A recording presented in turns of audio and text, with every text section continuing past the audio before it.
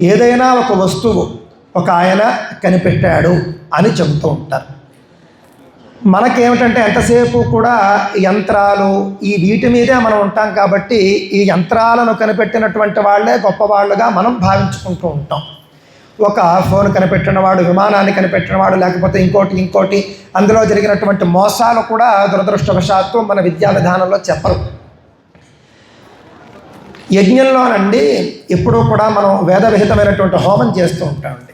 హోమం చేస్తూ ఉన్నప్పుడు హోమంలో వేసేటటువంటి ఆహుతి ఏమిటండి? నెయ్యి వేస్తాం. ఆహుతి నెయ్యి ముఖ్యమైనటువంటి ఆహుతి. దేవానాం ఆజ్యమాహారం అని అంటాం.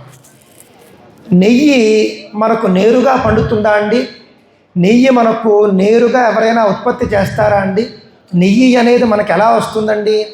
పాల నుండి పెరుగు, పెరుగు నుండి వెన్న, వెన్న నుండి నెయ్యి. ఈ నెయ్యి పాలల్లో దాగి ఉంది అని కనిపెట్టిన వాడు ఎవడో చెప్పండి. ఈ నెయ్యి పాలల లోపల దాగి ఉంది అనేటటువంటి ఆ యొక్క రహస్యాన్ని ఛేదించి మన మహర్షులు మనకు అందించారు.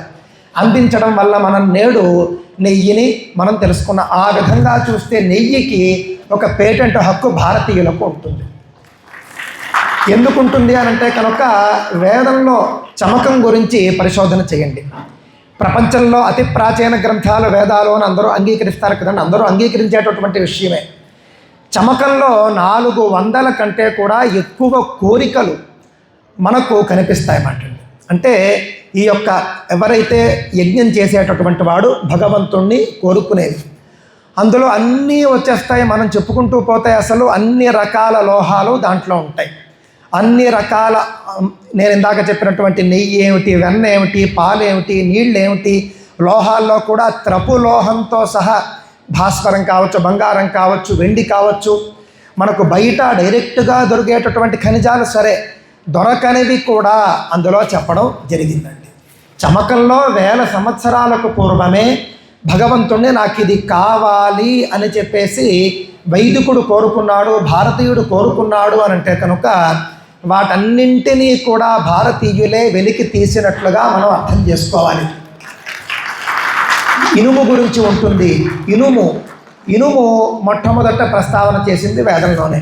ఆ విధంగా ఇనుము లేకుండా ఏ ఫోను కూడా తయారు చేయడం కుదరదు. కావున ఫోన్కి సంబంధించినటువంటి పేటెంట్ కూడా మనకే ఉంటుంది. ఇనుము లేకుండా విమానం తయారవదు, ఇనుము లేకుండా బండి తయారవదు.